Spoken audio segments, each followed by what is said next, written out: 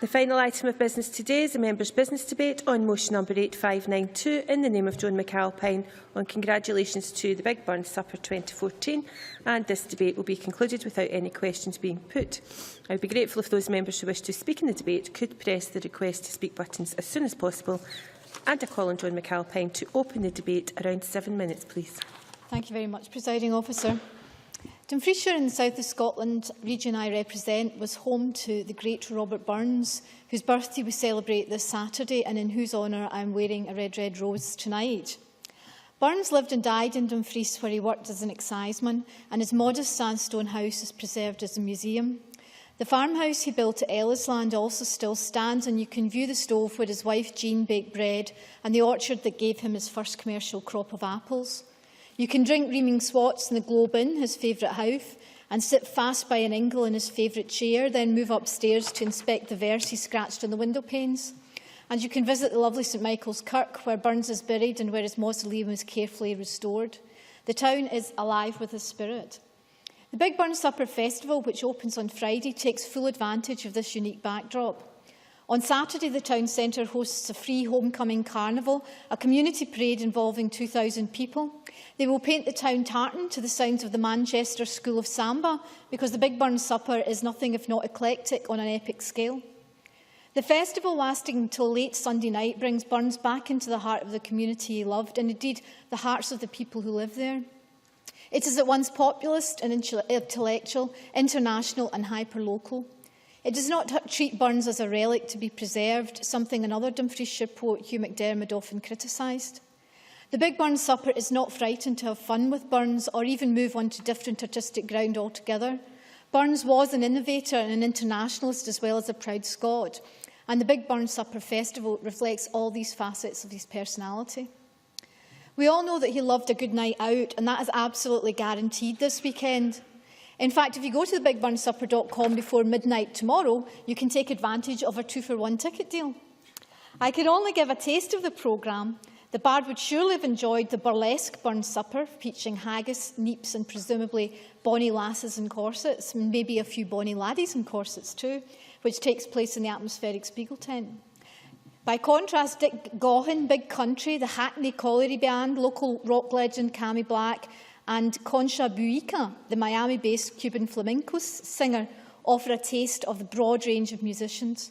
There's a cutting-edge contemporary drama, including Blood Orange and If These Spasms Could Speak, and that's counterpointed with a midnight roller disco with the Doonhamer Derby Dolls. On the streets, there is magic everywhere you turn.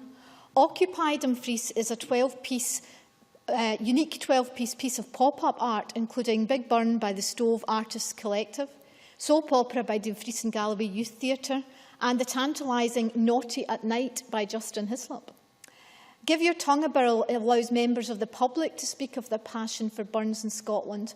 There's a Burns tea dance with soup and dundee cake, and award-winning poets Hugh Macmillan and Stuart Patterson will explore the poet's favourite pastime with freedom and whisky gang together in the Coach and Horses pub in White Sands.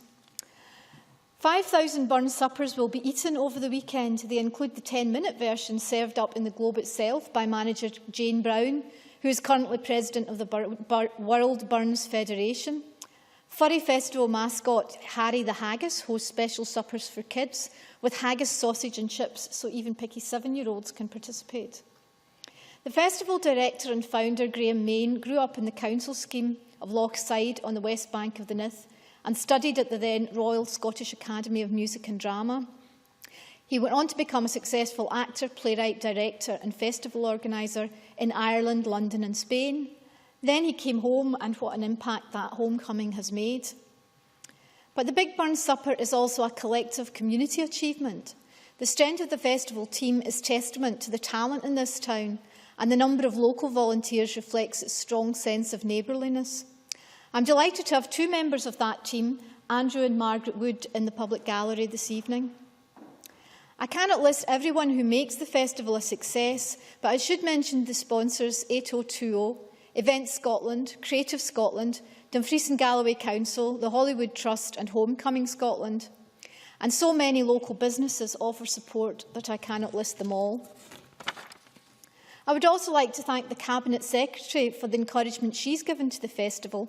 Her presence at the Big Burn Supper in 2011 and in 2012 was a huge boost to morale, and it's particularly appreciated given her divided loyalties as an Ayrshire lass. She will know that Dumfries is a nominee for one of this year's Creative Place Awards, to be announced on the 29th of January. The work of the Big Burn Supper team has played a vital role in achieving that nomination, but the creativity doesn't stop in January. The team who put on the Big Burn Supper contribute to creativity in Dumfries throughout the year, and with the work of the Electric Theatre Workshop, the Dumfries and Galloway Youth Theatre, the Dumfries Community Choir, the Stove, Spring Fling and the Dumfries and Galloway Arts Festival, and much, much more. I said earlier that Dumfries brims with living history. Yet the Big Burn Supper is about the future of our culture as well as the past, and that is why it gives me very great pleasure in paying tribute to it tonight. Thank you very much. Many thanks. I now turn to the open debate. Speeches of 4 minutes, please, and I call Alex Ferguson, to be followed by Elaine Murray. Thank you, Presiding Officer. And can I, like others, begin by thanking Joan-McAlpine for bringing this debate to the Chamber.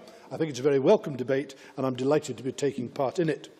Living and working in either Ayrshire or Dumfries and Galloway for all but 4 years of my life, I've probably attended more than my fair share of burn suppers over the years. Almost without exception, I have genuinely and thoroughly enjoyed them, despite the fact that, as other members will know, the feeling I usually have to sing for that supper. But there is something about the traditional annual get-together in memory of the Bard that engenders a very real sense of camaraderie and warmth. Whether they are attended by 30 people or 300, a burn supper has a completely unique atmosphere that cannot be imitated and has remained unrivalled since the idea's inception. That said, I would very much like to have been given £1 for every time somebody had said to me at a burn supper that their club's biggest problem was getting the young folk interested. Now, the fact that there are probably more burn suppers held now than at any other time in history might suggest that that problem can and has been overcome. But I don't think it should hide the fact that the whole traditional view of how Burn's life and works could be celebrated was ripe for challenge, and it had probably remained unchallenged for too long. So step forward Graham Main, the director of the festival, and the Big Burn Supper, an initiative that grew with the Year of Creative Scotland in 2012, and you have that challenge to tradition in a nutshell. From the very outset, its impact has been immense, and I cannot better the description of its aims and vision than that which appears on the Big Burn Supper's website, which states, rather than the idea that you have to have a degree in Scottish literature to be at a burn supper, our festival is about coming together to celebrate with your friends, your pals and visitors around Burns Night. It is, as Joan-McAlpine has described, an arts festival with a big community ethos and drive behind it that now involves hundreds of participants and thousands of attendees at over 100 different shows in over 50 different venues. In just 3 short years, it has become the world's biggest Burns Night celebration, and it's achieved that, in its own words, by embracing what is fresh, different and diverse, and incorporating those qualities into everything it does. And, Presiding Officer, it does so quite brilliantly. In doing so, it's captured and captivated a whole new audience, as well as the traditional Burns fraternity, in a refreshing and invigorating manner. You only have to meet Graham Main and any of his team once to be overcome and overwhelmed by their enthusiasm for what this event can offer, not just over the 3 days of the Big Burn Supper itself, but through the related community projects that continue and build throughout the year, right up to the festival's 3-day finale. So I wish the Big Burn Supper nothing but continued success, Presiding Officer, in 2014 and beyond, as part of the wonderful arts and culture mix that is Dumfries and Galloway. But I do so with a very slight degree of personal trepidation this year, on which I will close. When invited by email by Graham to attend the launch event in the Spiegel tent in Dumfries tomorrow evening, Graham asked me if he was correct in thinking that I used to play the guitar. Stupidly, I replied that I did indeed, though not very well. And he replied, "Oh, good, that gives me an idea." Now, I've never heard any more, Presiding Officer, So I'm looking forward to tomorrow night's event with distinctly mixed feelings, because Graham tends to bring these things home to roost. That apart, I have no doubt that the Big Burn Supper 2014 will be a resounding success. Thank you. Thank you very much. I now call Elaine Murray to be followed by Chick Brodie. Thank you, Presiding Officer. And may I just start by saying that Mr Ferguson is being very modest about his singing and guitar playing ability, as any of us who have heard him in the past can testify. But I'd like to also congratulate Joan-McAlpine in securing the debate. There have been motions in the past noting and congratulating the Big Burn Supper, but it is good to have a debate on this occasion. Unfortunately, the start of the festival coincides this year with the Cowdenbeath by-election tomorrow, and therefore I think the attendance here is probably smaller than otherwise it might be. But I'm very pleased to celebrate this is what is a relatively new winter festival, but is rapidly becoming a fixture in the Dumfries and Galloway calendar. It is, of course, part of a series of cultural and heritage events across the region all year, which include the common ridings and ridings of the marches in the summer. Dumfries and Galloway is very fortunate in having a rich and diverse environmental, historic and cultural offering to visitors, and also to those of us who have the great fortune of living there. And, of course, as Joan-McAlpine has already said, Robert Burns was one of those who was fortunate enough to live in Dumfries, spending the last years of his life there and writing some of his most famous compositions. So where more appropriate to have a winter festival built around the Burn Supper?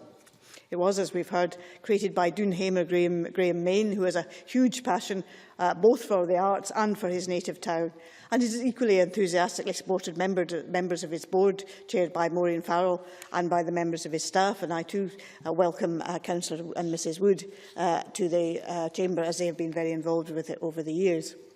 The festival includes a mixture of comedy, music, theatre and variations on the Burn Supper included. And I also noticed the burlesque Burn Supper. Bard might want him to be there. I wasn't quite sure it was appropriate for me to attend it. And can I also, in passing, just say about the Blood Orange play, which I attended a performance, a play written by Mr Main and a number of young people, a bit in the form of a Greek tragedy. An absolutely excellent piece of theatre, and I can well recommend it. Very hard-hitting, but an excellent piece of theatre. A very important component is community participation. We have well-known performers from other parts of Scotland, such as this year, Fred Macaulay and Big Country, but also it is a showcase for local talent and for up-and-coming young performers. And as we've heard, there's also a large community event this year. It's a carnival procession, so fingers crossed. We had a lot of snow last year. Fingers crossed that the weather is not too unkind this year. The programme this year, I also noticed, boasts a festival fringe, with several recent Scottish films, The Angel's Share, Sunshine on Leith, I think, are being shown at the Burns Theatre in order to coincide with it. And also, there's even a Big Brian's having a big debate on Friday. I don't know if that's actually part of the festival or it's just a coincidence. And then, of course, there's the Spiegel tent, which made its appearance last year for the first time and was very much enjoyed, indeed very much enjoyed by myself. I was extremely pleased to see it being erected at the Lower Burn car park on Monday and to know that it's there again. The Big Burn Supper has attracted support from a number of organisations, particularly from Creative Scotland, who have been very supportive, and from Dumfries and Galloway Council. And it benefits Dumfries and the surrounding area through increased footfall at venues. It brings visitors into town, and indeed the festival website contains links to several local hotels. And hopefully, both visiting performers and visiting audience members will come back not only to future Big Burn Suppers, but to Dumfries and Galloway at other times of years, to other festivals, and to enjoy the range of activities we have on offer: wildlife, leisure, mountain biking, walking, sailing and so on. And it also offers a good weekend of entertainment to local people. Coinciding as it does with Big Burns Night, the Big Burn Supper marks the beginning of the Burn Supper season, which can last for over a month, as we all know. There's so much that we in Scotland have to be grateful to Robert Burns for, and I think one of that was the fact that he was born in January, and through the commemoration of his birth, we have something to celebrate once Christmas and Hogmanay are over. Winter festivals such as the Big Burn Supper give us something to look forward to and to enjoy during the dark days of midwinter, and I very much hope it goes from strength to strength. Many thanks. I now call Chick Brodie to be followed by Hanzala Malik. Thank you, Presiding Officer. I'm delighted to support the debate this evening and congratulate my colleague Joan-McAlpine for bringing it to the Chamber, and also would like to add my congratulations to the sponsors and the team that have made all of this so possible. Presiding Officer, there's a Scottish quotation I heard recently which goes as follows: "At the first supper, the guests were but one. A maiden was the hostess, the guest was her son." There is no application even remotely to the big event, the big Burn Supper in Dumfries this weekend, because, of course, there will be lots and lots and hundreds of guests. Every Burn Supper has its great moments, none greater than the immortal memory, of which I have to do 3 this year. But, of course, people who attended the big Burns Supper in the past, and hopefully this year, have, if not, and will have, some retained memories of the Dumfries event, which I believe will be a very large and indeed successful event. Presiding Officer, I live but 1 mile from the cottage where Burns was born in Alloway, and while we in Ayr like to embrace him as a son of Ayr, he is much more than that. He is, and notice the present tense, we believe he still lives, of course he does. He is a son of Ayrshire, but also of Galloway, and he is not just a great Scot, a great poet, a great lyricist, and so much more, all of which is recognised not just at home, but by the Scottish diaspora and their many and our many international friends. The wider celebration will, as the previous speakers have said, be encapsulated in the big supper at Dumfries this weekend, and so it should be recognised. After all, the life that breathed the singing and the painting of Scots words, of great music, of national ambition and aspiration, breathed its last, sadly, in Dumfries in July 1796. Buried, as was mentioned initially, in a far corner of St Michael's Churchyard, he was then moved to its final location there in the Burns Mausoleum in 1815. Burns was then posthumously given the freedom of the town of Dumfries, of which borough he had already been given such recognition in 1787. And who knows, not only will that life be celebrated by those who will come from the Perths internationally, from all over the world to Dumfries this weekend, but probably by some of the 600 descendants of Burns, some of whom will probably not even know that they are descendants of his 12 children. I sit presiding officer on the EET committee, and we recently had the Director of Homecoming Scotland present to us a whole array of exciting events that will occur in Scotland this year. Many have been overshadowed, of course, by the Commonwealth Games and the Ryder Cup, but not least, and certainly not overshadowed, will be the big Burn Supper that takes part this weekend. It promises to be a magnificent event, and the organisers should be congratulated on making this now a must in Scotland's calendar, not just this year, in the previous years, but hopefully every year going on. From Le Haggis, which I've talked to Christian Allard, our French colleague, about, to Hamish the Haggis, to Torch Song, I am hope, and I'm sure that all of those warmly welcomed to Dumfries this weekend will love these and the many other activities that Joan-McAlpine mentioned. And of course there is the main lantern procession. And that, like Burns, I hope they will love life and live it to the full this weekend. And to all those who will love and enjoy this weekend, I say this in anticipation of a safe weekend. Love makes the world go round, and whisky makes it go round twice as fast. And before I call the Minister, I call Hans Alam Malik. Thank you and good evening, Presiding Officer. I'm pleased to congratulate Joan-McAlpine for bringing this event today to the Chamber, and thank you very much for doing that. This is a very important aspect, not only simply because it's the big Burn Supper, not only because it's homecoming, and certainly not only because Dumfries and Galloway are celebrating it, but because it's part and parcel of our history, and that's an important element. I think sometimes we forget how important history is to people. Many of times you perhaps underestimate the value of history and culture of any nation. Joan-McAlpine will be pleased to know that Nuremberg in Germany, which is the twin city of Glasgow, celebrates the Burn Supper every year. And she'll also be pleased to know that they have a sellout every year. In fact, the tickets for their Burn Supper are normally sold out a year ahead of time. So if you want a ticket, it's like somebody has to die before you get one. And may I also say that I am also looking at the possibility of having a Burn Supper in Lahore, a twin city with Glasgow, in Pakistan. And one of the reasons for that is that Burn Supper now offers us so much more than it used to. We can now get halal haggis, we can get vegetarian haggis, and therefore it opens up more doors for more people to participate and enjoy the event more fully. And I have seen myself in the city chambers in Glasgow as a councillor, where I have enjoyed haggis, and it's either been vegetarian or halal, but nevertheless been able to enjoy the full ambience of the Burns Supper, and I think that was important.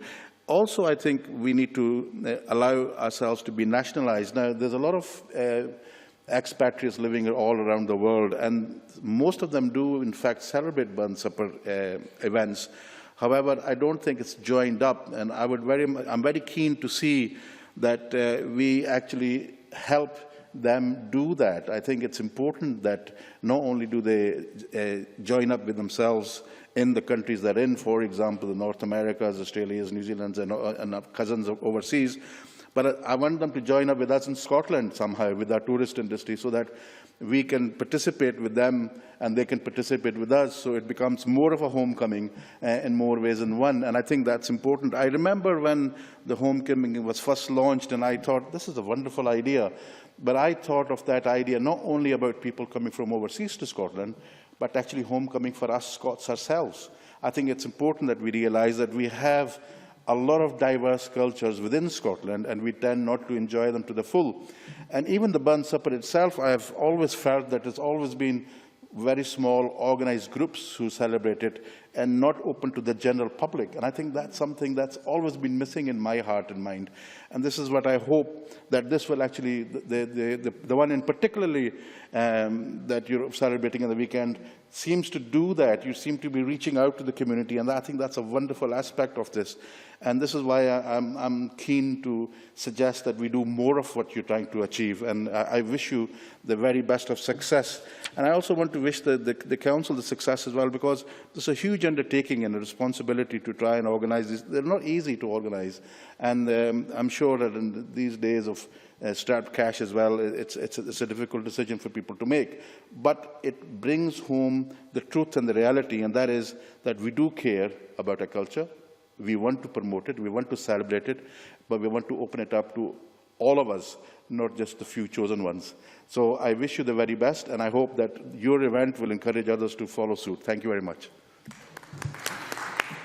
Thank you very much. I now invite Fiona Hislop to respond to the debate. Cabinet Secretary, around 7 minutes or so. Thank you, Presiding Officer. First of all, I too would like to congratulate Joan-McAlpine on what I think actually has been an excellent debate. I was very keen to speak today.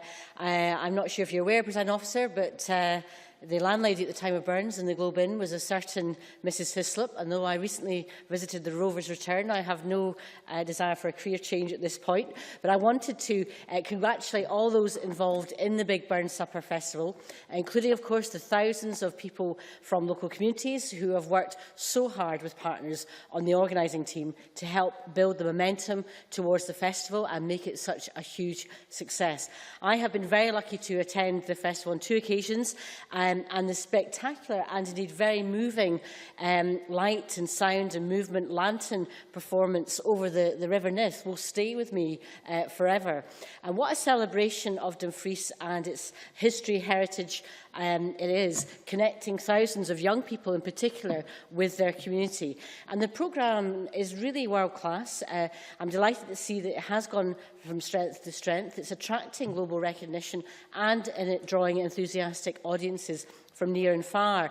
And the Big Burns Supper Festival, as Joan-McAlpine has set out, takes a fresh and innovative look at what celebrating Burns Night is all about. Music, family, food, friends, laughter and fun. And its success is evidenced by the fact that audiences have risen to nearly 20,000 in Dumfries, which is the perfect setting for the festival. Should be proud of an event which has also reached out to so many people through a number of related projects aimed at developing communities. In its 3rd year, the festival's diverse programme, as we heard, includes Big Country, the Mull Historical Society, Robert Softly and Fred Macaulay and Elaine Murray set out the range of different art forms that are now part and parcel of the festival. There are other inspirational acts and cultural activities, all celebrating the life and work of Robert Burns. And for younger Burns fans, I'm pleased to see that the 2014 festival again offers a fantastic range of attractions for a family audience, the Children's Burns Supper and the tea dance and the carnival. The Big Burns Supper Festival offers something for everyone and is a great example how partners and communities across the country are coming together to celebrate Burns and to harness the potential of his legacy to boost culture and creativity. I also wanted to take the opportunity during today's debate to emphasise the continued significance of Robert Burns to Scotland as one of our most important cultural sons, and to encourage everyone here to learn about and celebrate his life and works as we bring our 2013-14 Winter Festivals programme to a close, particularly as we celebrate our second year of homecoming. And events taking place as part of Scotland's Winter Festivals programme to celebrate Burns Night includes Burns, Life of a Poet in Inverness, and the Robert Burns Humanitarian Award, now in its 13th year in South Ayrshire. And this year we have invested £350,000 in the winter festivals to deliver 19 events across Scotland, which will give visitors a real taste of our nation's distinct traditions and contemporary culture. A vibrant winter event programme brings together people from all over the world to celebrate Scotland's modern culture and traditions through the best of Scottish music, arts, food and drink, innovation and entertainment. St Andrew's Day, Hogmanay and Burns Night all make a significant contribution to our culture and economy. And of course, the celebrations are not just restricted to Scotland's shores. It is estimated that around 50 million people across the globe can claim Scottish ancestry, and many of these Scots are Scots at heart, wherever they are in the world, will be celebrating with Scottish traditions on St Andrew's Day, Hogmanay and Burns Night, from Beijing to Rio and Toronto to Brisbane, to name only a few. And Hanzala Malik, I would recommend the Scottish Government's website, where we have actually demonstrated how we are linking up with the communities and trying to connect the communities across the globe in celebrating Burns. So why do Scots and people across the world continue to celebrate Burns in the 21st century? Robert Burns' poetry, songs, sentiment and commentary on the condition of humankind touch people and continue to touch people the world over. And I was very interested in Chick Brodie using the present tense, because I do think that Burns is still of us, and that's why we automatically would think about talking about Burns being with us in the present tense. The messages and observation in Burns' poetry and songs are as relevant and heartfelt today as they were 250 years ago. Burns was a humanitarian and an internationalist who spoke of the universal condition. A Man's a Man resounded through this chamber at the opening of the Scottish Parliament as an anthem precisely because of that. Robert Burns embraced the nation's unique landscape, culture and people, and importantly, Scots language, in order to celebrate Scotland in poem and song. And that is why all over the world, people of Scots heritage, or those who simply share an affinity with Burns and his homeland, come together year after year to honour this great man with family and friends. And Alex Ferguson reflected on that in his contribution. And, Presiding Officer, I was at Camelon Bowling Club on Saturday night. The warmth, wit and the performance were really worthy of the bard, in that spirit of which Alex Ferguson spoke. The story, the poetry, art and heritage of Robert Burns is part of the attraction of Scotland, and visitors flock to find out more about him year after year.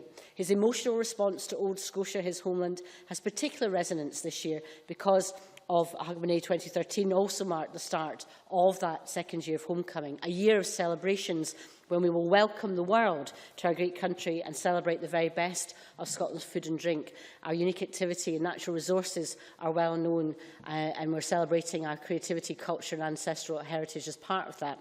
The Ryder Cup, the Commonwealth Games, the MTV Europe Awards, which will broadcast to nearly 700 million households through their channels, Homecoming Scotland 2014, those benefits will be celebrated through a year-long coordinated programme of events celebrating our assets. And on Saturday, for example, to celebrate Homecoming Scotland, we will see the signature Celtic Connection Festival hosting one of its biggest ever concerts, Celtic Connection's International Burns Night, when a stellar lineup of homegrown talent and international acts will take the stage at the Hydro in Glasgow.